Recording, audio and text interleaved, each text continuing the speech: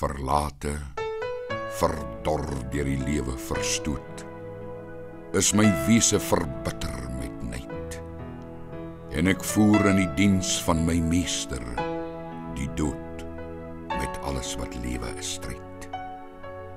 Heet soos my sonskyn en diep soos sy sand, en hard soos my berge se rots, is die wreedheid van weerwraak wat binne my brand, met die haat van gekrenkte trots.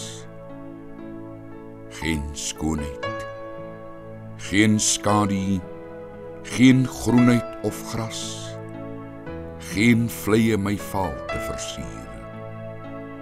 Seevierend verdryf ek indringerig gewas, en folter vir mens en dier. Ek teken mirages uit tergende spot, vir verdwaaldes gemartel deur dors. En my sande dans juigend met helse genot, oor geraamtes verstrooid oor my bors. Maar saans as die mis, oor my westelike strand, soos 'n lyke kleed my kaalte bedek, en die nagwinde kerm oor my eindelose sand, en skadu's my lengte oortrek. Dan word ek met eens met weemoed omgewe, al bly ek hoogmoedig en wreed, en ek smag na die welles van groenheid en lewe, en ek sug in my eensame leed.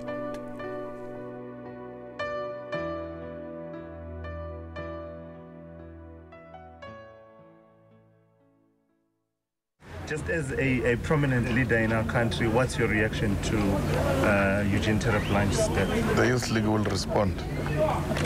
Yes.